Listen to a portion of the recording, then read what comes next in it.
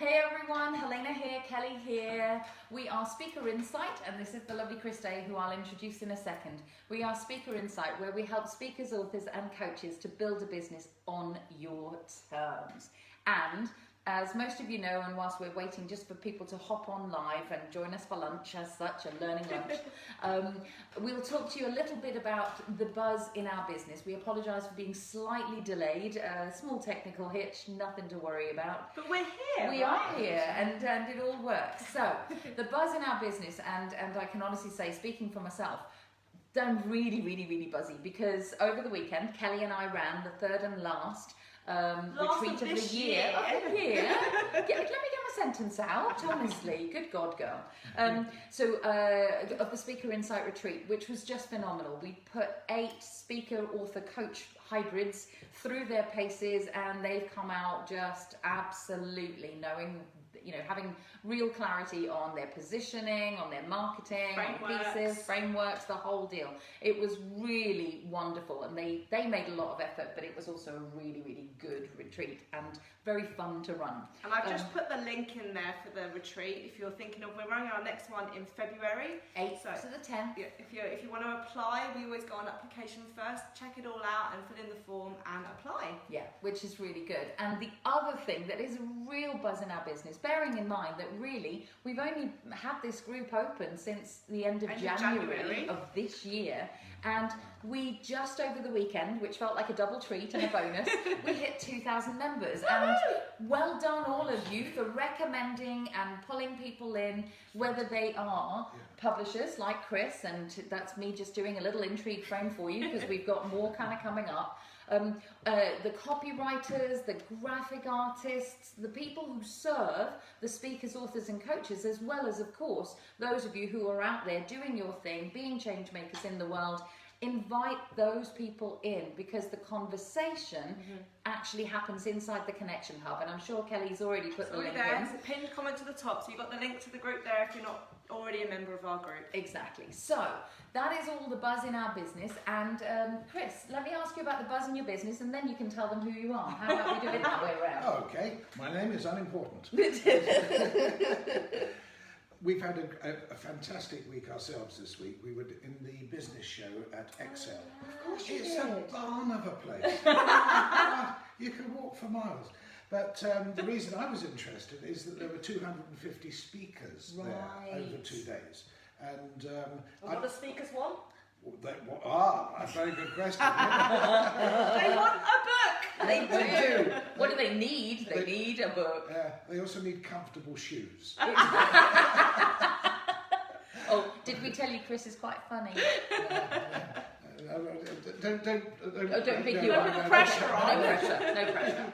Right. But it was a wonderful occasion, and I learnt a lot, because you do, and I have the best job in the world, talking to authors, working with people who are passionate, enthusiastic, and just want to share. Yeah. And so the place was full of fascinating seminars, and we met up with all of those amazing, all of those speakers, and they're all up for how can we share more, how can we get out there. Nice. And of course, a book is the only way to give you that status, that expert status in the market. That positioning. Yeah, exactly. And so now I'm going to go sort of turn it about. And so, can you tell us a little bit more about you and how you got to do what you actually do? Okay. I've come up through theatre and entertainment. I've actually done more pantomimes than I've had hot dinners. As the Dane? Was that kind? Oh no, I didn't. Oh yes, you did. God, it's not even December yet. It's going to be one of those programmes, guys. Yeah. Sorry. But I found myself working with Encyclopaedia Britannica, who were at the time probably one of the largest publishers in the world. And Britannica was 44 million words. Wow. It weighed 7 stone, 32 volumes, and it was some lift. Hefty. It was hefty, yeah. But the organisation was amazing. I learnt so much about and a love for books, but also I learnt a lot about marketing. They were very, very experience. They've been around since 1768, which, as you work that out, is nearly 6 o'clock. It was wonderful to be a part of that vibe. When they were bought by the Swiss millionaire, and they moved from selling through a sales force to selling off the page, my department, I was head of training, we had a television studio with lots of toys and gizmos. Oh, we had a great time. And that was all no longer needed. So they facilitated my move to setting up my own business as a publisher, which was wonderful. They could not have been nicer. Fantastic. And I brought with me a lot of what I'd learnt, and we started publishing. That's nearly 20 years ago. It's 20 years in February. Congratulations, that's absolutely. amazing. And we'll be looking for massive changes in the industry over that time. Very much so, because when we started, it was very polarised. You either vanity published, or you found a literary agent and went down the route of trying to interest a traditional publisher. Proposals, all of that, And things have changed dramatically. It was about that time when Amazon, or should I say, as I normally call them, the South American River Pirates, started. Best line ever! I know, truly. It's like, what? Yes. Chris isn't the biggest fan of Amazon, so you'll discover that. You'll discover as we go through. Well, it has excuses. in its defence, it does many things incredibly well. Yes. It's if you're looking for anything, its algorithms, its searching facilities are amazing. Its customer service is amazing. Tally loved that comment, by the way. But it is only one route to market, and they have gone down a route of trying to be the only place to monopoly. And the reality is that they are a big player, an important player certainly, but not the only player. Yes. And if you want to engage with the rest of the world and the book trade, which is on a resurgence and is really blossoming, you've got to have your eggs in all of those baskets, not just one. Yes. So at that time, though, things were starting to move with Amazon, and I instinctively felt that there was something missing in the middle of the marketplace, and something which was aimed at the business author, the author who wanted to market their knowledge and build a business around their knowledge. Like the industry experts. Yes, absolutely. And there was nothing really for them. So we developed and grew a new business model, which we called partnership publishing, which was aimed at what their needs are, where they can take charge of their publishing and work on, as you so cleverly say, on their terms. Exactly. He's even got our terminology. I know. So that's what we started. It was 20 years ago. Things have evolved and grown and developed in all sorts of ways across the industry, and which has been fascinating. The thing that gives me the greatest comfort is the fact that people are buying more books now than ever before. Which is just amazing. And we're talking about physical books, aren't we? Well, what they're buying is, in fact, 6% more physical books last year than the year before, yes. But they're buying more books in different formats and from different places. Yes. So whilst the book shops took a knock a few years ago, they have bounced back with a vengeance. And they offer such great convenience, such knowledge and passion. You know, if you're looking for advice, a bookshop is the best place to go. You know? You'll never get that sort of insight from any website. So it's great to see them bouncing back and new branches opening in different places where people are. Yes. And it's great to see other book formats opening up. There's a resurgence in audiobooks as well. Yes. And the whole area of electronic books has grown. So there's plenty of ways of getting out there. But what I'd love to look at further on is how an author can really make their own business using things that they control that cost them nothing, basically, and can really create their own niche in the marketplace. Beautiful. So the reason why we invited you on, Chris, is because obviously Helena and I have worked with you over the last however many years. Yes. Break in the reception there. But, I'm having a go, but you've published some of our own speakers' books, our partners' books, and we've worked with you in many different guises, and we like the fact that you've evolved as the industry's evolved. Yes. So you have your own publishing house, Filament Publishing, which we'll go into a little bit of more detail. But what I'd really like, a lot of the people that are watching or in the Connection Hub, a lot of them are first-time authors. Yes. And that's their first book they're currently creating. Yeah. So what would you say is a little bit of an insight from the 20 years that you've been in this industry? What would you say are some of the mistakes that a lot of the first-time authors make, that maybe you can give them a bit of a heads up to say, if you're in your book writing process at the moment, watch out for this? Okay, the one thing that they should do is not write their book until they've spoken to you guys. simply because, you can pay me later, okay, simply because unless you've got clarity of purpose, unless you know who you're writing 100%. for, and you know why they're going to buy your book and what it's going to do for them. Unless you know that before you start writing, you'll end up writing a book and then realise at the end of it, when you start to do this stuff, that the book is not right and needs to be rejigged. So it's not right for we need to know what the purpose is for the person that's buying it. Yes. You also need to know what purpose it serves you. Yes. Exactly. So is your book a lead generation book? Is it a brand awareness book? Yes. Is it something to sell at the end of a gig or something like that as a speaker? So is it a credibility builder around your subject matter expertise? So that's one of the things, isn't it? Before you start writing anything, and we say this, you know, Helena's Four Intentions thing that you'll see lots of Facebook Lives on is, why are you doing it? Right. Yes. Right? Now, very good point indeed, because many authors come to me and they're you know well advanced with their book, and it's a good solid book on their specialist subject, but at that point in time they haven't got profile in the marketplace. They nobody knows who they are. So for them to expect a book, no matter how good it is, to achieve the success it's capable of, if they don't have profile, it's not going to happen. Okay. And very often I will say to people, actually, this is your second book, not your first book.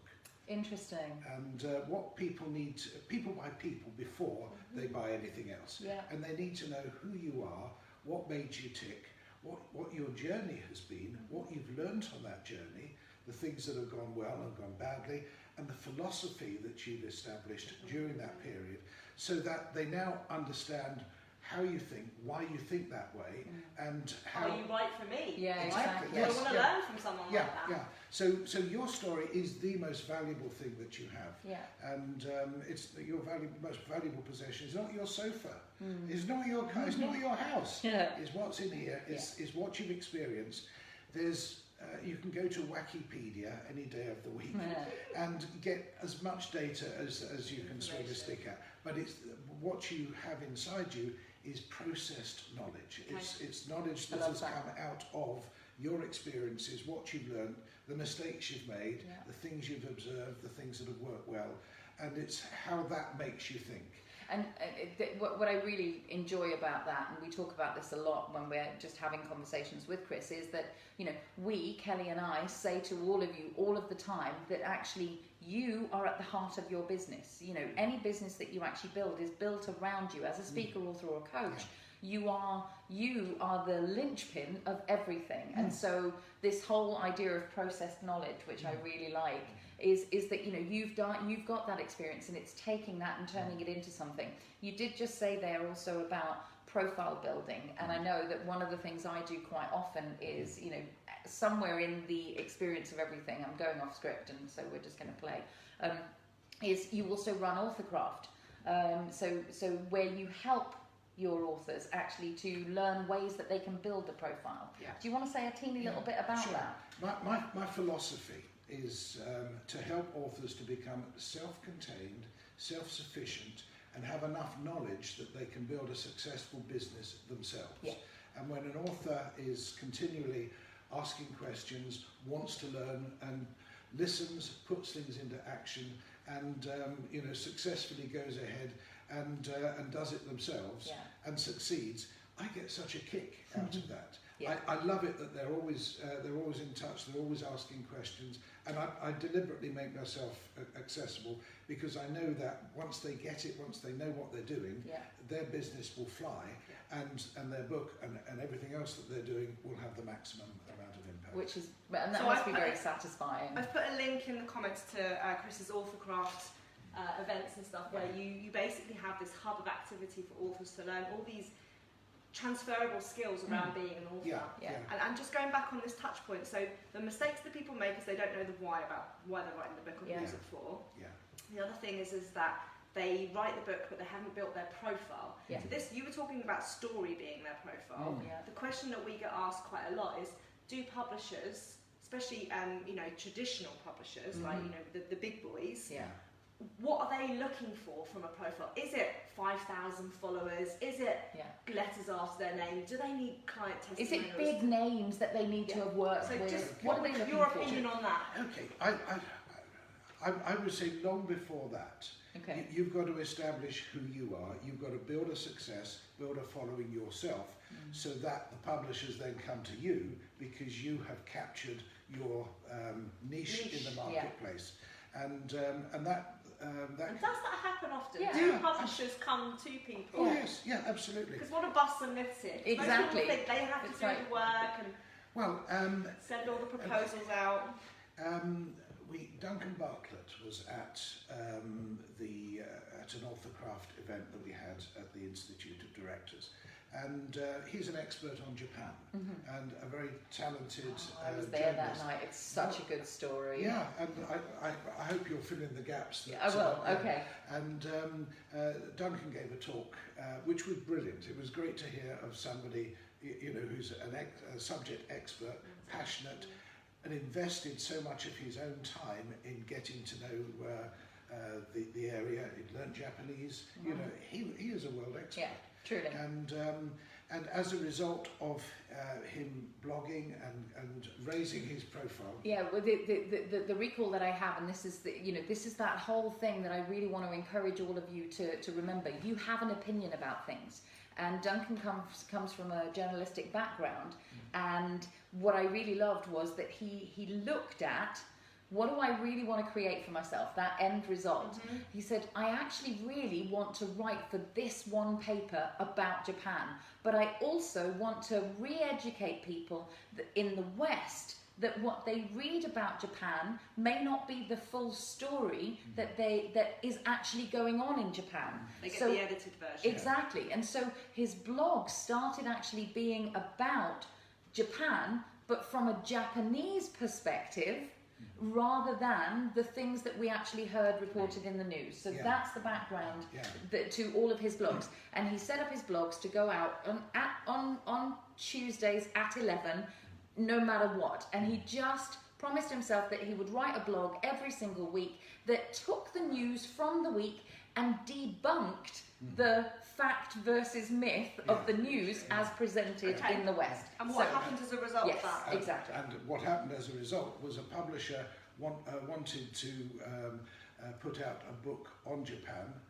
discovered his profile, saw his knowledge, and contacted him and said, write this book for us. And a rather large together, and that's a book. yes. And I would like to say it was a rather large publisher, a well-known publisher that everyone in the place actually just went, I see what's possible. So the Facebook Live that Helena and I did last week about creating 2 years worth of content, we showed you how to do that, right, in the last Facebook Live. Yeah. So if you're really consistent on your messaging, you're an expert industry professional, then it's another reason to put content out. Completely. Yes, because actually you never know who's Googling for that particular subject matter, and indeed you. So, what we're so aware of time, what we're clarifying is that we really need to be positioning themselves, as well as writing a book.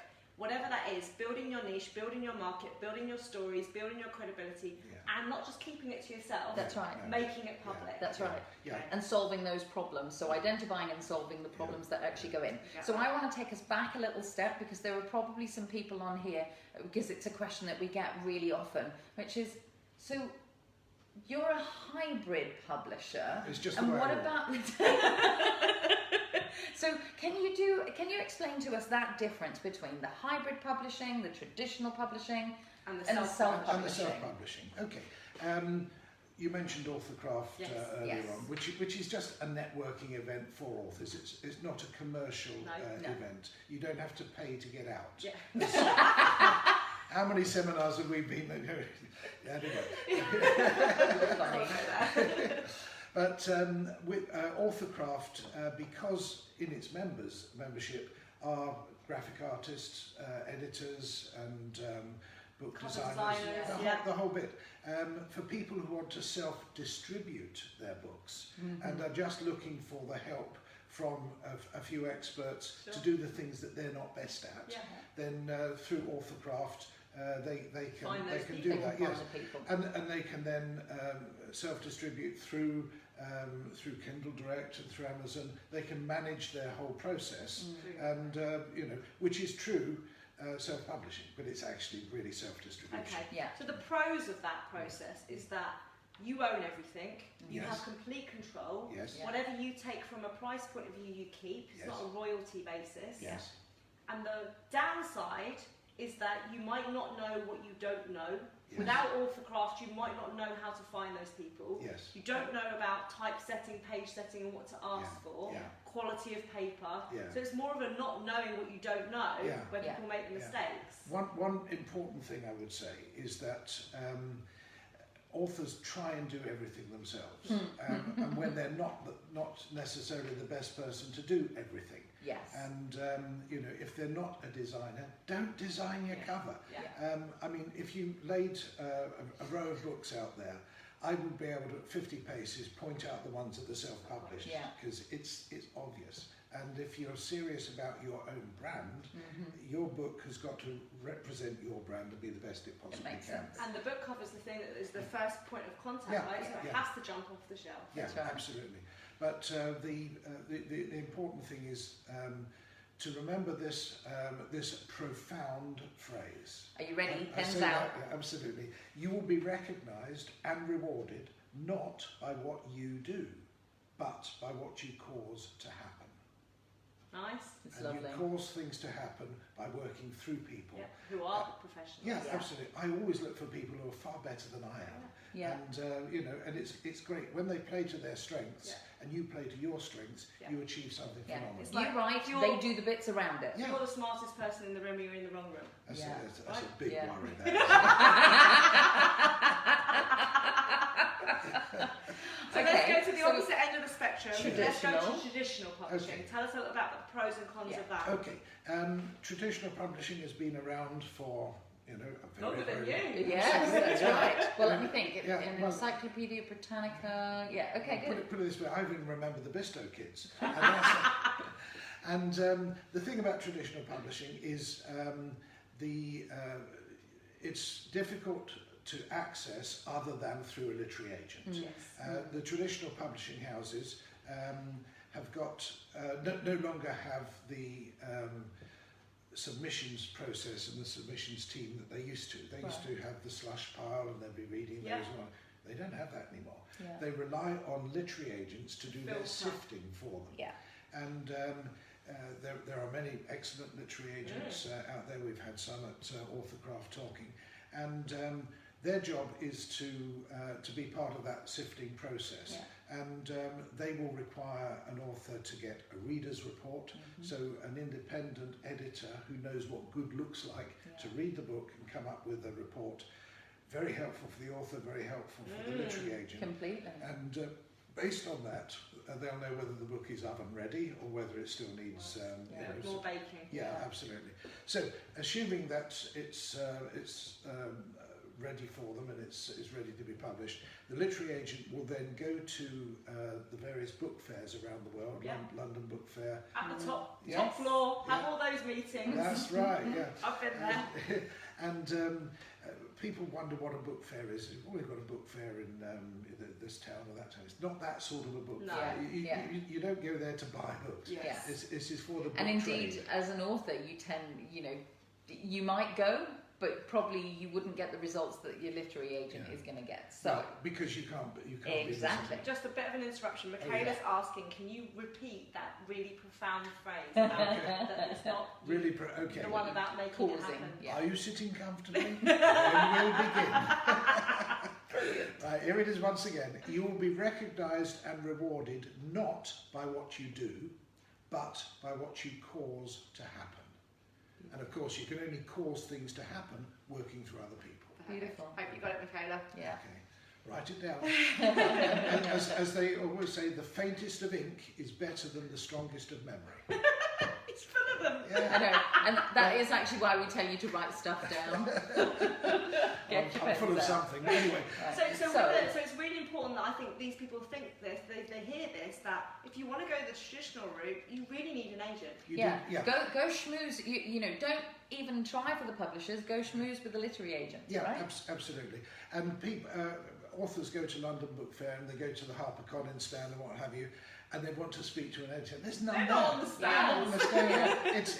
It's they're there selling books to the book buyers, yes, not that's to the right, to the book buyers. Yeah. Because the books that you see on Super Thursday at the beginning of October, arriving in all the bookshops as all their Christmas stock started at London Book Fair when those orders were placed. Nice. And when is the London Book Fair? It's in April next year. So you get that there's a lead time there, right? And there's another lead time prior to that, Exactly. before the books got to a point of being printed. So you're 2 years, basically, at least before you start to get any return. And isn't that one of the downsides of traditional publishing? Yeah. Yes. It's the time it takes from submitting your, even whether it's an agent or you've got your proposal through, to actually being published and on shelves. Yes. It's a long time. It's a long time. And if you're in business, if your book is key to your launch of something. Yeah, absolutely. You can't afford to wait. No. You're in limbo for 2, sometimes 3 years before it comes out. Yeah. And if you're in business, that is just vastly too long. Completely.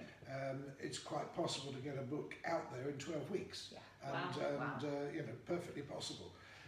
But some people want to go traditional because of the credibility of having the name of being published by HarperCollins, Wiley, whoever it might be. Sure. So it's more brand, isn't it? It's more brand and status. You can have one of two things. You can have ego or you can have money. Which would you prefer? Let's get it down to brass tacks here. Absolutely. There is all obviously kudos but it's the reality is that you can easily make a big impact yourself these days far faster and far more effectively. You may get a couple of interns working on your book for a month before they move on to something else, and then it has to stand or fall. No matter how your book is published, it is your responsibility to raise your profile and to be found and to become the expert and be seen as the expert. Own it and basically have control over the marketing, everything. And so you talked earlier on about partner publishing.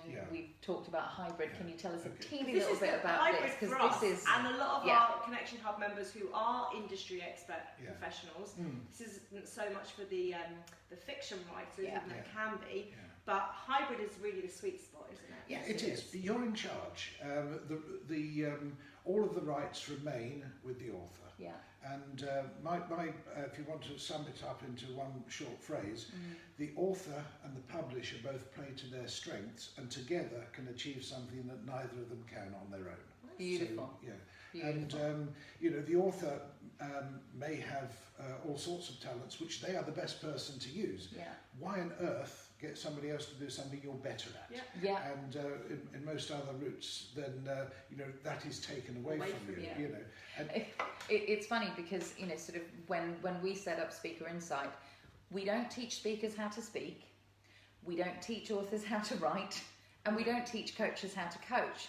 What we do is actually help you build a business that makes it a sustainable, profitable foundation for you to go out on your terms and speak, write, or coach, like a all of hybrid it. we do. We put you in touch with speaker trainers That's it. and all those kinds of people that help you. Just bringing together the best people, exactly, so that collectively you can achieve something. Yeah. So it makes sense. Yeah, and obviously there's this school of thought that the world owes us a living, and authors say, well, you know, I shouldn't pay to publish.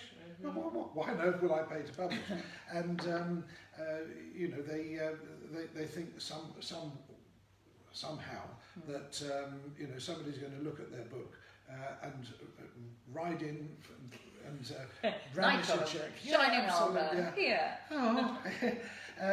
In traditional publishing, the publisher takes all the risks. They pay everything. Now, they're not going to do that out of the goodness of their heart. They're going to only do that if they can make serious money. And pretty much they have to have guaranteed in their hand they're going to make the money back on the production, if not more. Yeah, absolutely, yeah. Because they're going to be printing pallets full in China and getting them shipped across. You know, they absolutely need this and will work hard to make it completely. Which is why it's a really tight thing. You have to prove to a traditional publisher you've basically got profile and people, the sales there ready to go, and the market there ready to go. Now, we are actually a traditional publisher ourselves as well. Yes. And but the bar is quite high. If we are to take the risk, if we're to invest in a book and do the whole thing, then we're going to be looking for an author that has got an existing track record of sales through the book trade. Okay. Right. We're going to be looking for an author that is regularly in the media and, you know, is well known. We're going to be looking for an author that has got a significant social media following and is working that. Somebody who's a public speaker and you know, who's really an authorpreneur. Very good. So somebody like that, we know that they're going to be shifting a lot of books themselves, as well as the other routes to market. But you know, for an author that is up and coming, we do want to make sure that any project is going to be profitable for all concerned. So there's a wonderful saying that Confucius never said, which was, man sit on side of hill with mouth open for long time, waiting for roast duck to fly in.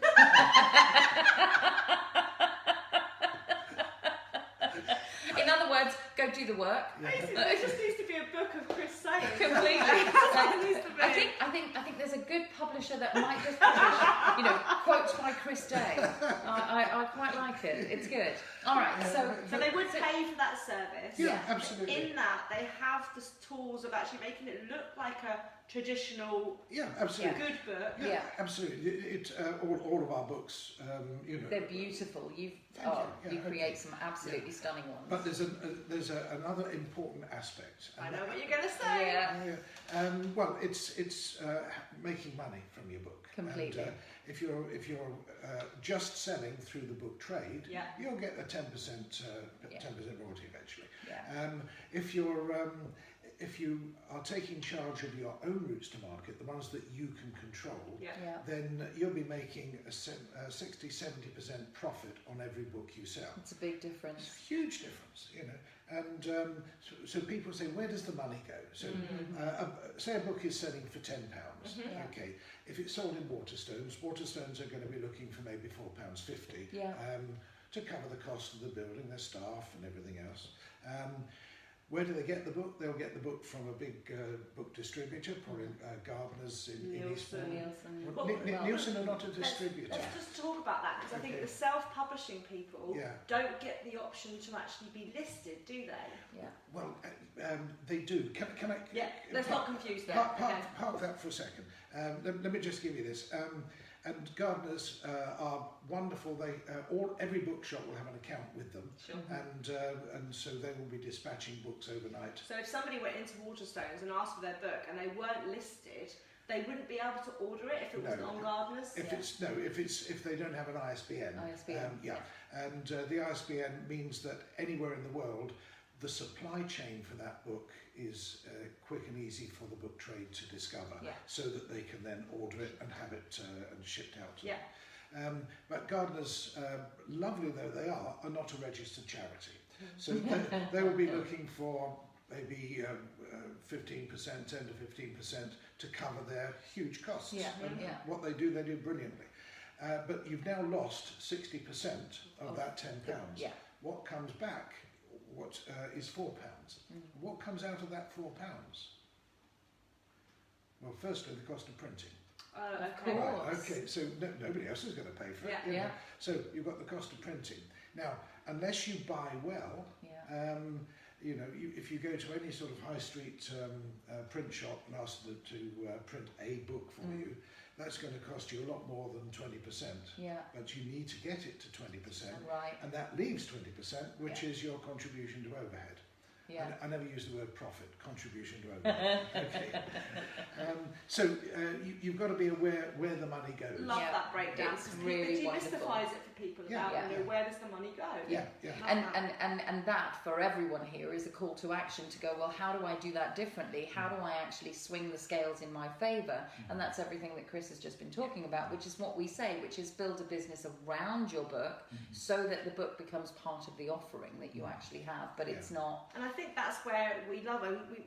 We want to ask you where you think the future of publishing goes, but I think you've touched on this because actually what you're saying is for people to build the business around their book means they can still do those distribution channels and get that 20-10%. Sure. But because if they go this route, they can own it and they can sell it from their website, they can sell it, and then profit is much bigger. You have the best of all possible worlds. That's right. But if you put all your eggs in one basket, you know, you're not going to get as many chicks. Okay. So where do you see the publishing world going? Since you've been in it for 2 decades, what do you think? What old. It's very interesting to look back at where publishing has come from. If you go back to the 1920s and 30s when paperbacks first came out, people threw their hands in the air and said, well, that's the end of the hardback book. Who on earth is going to buy a hardback book now?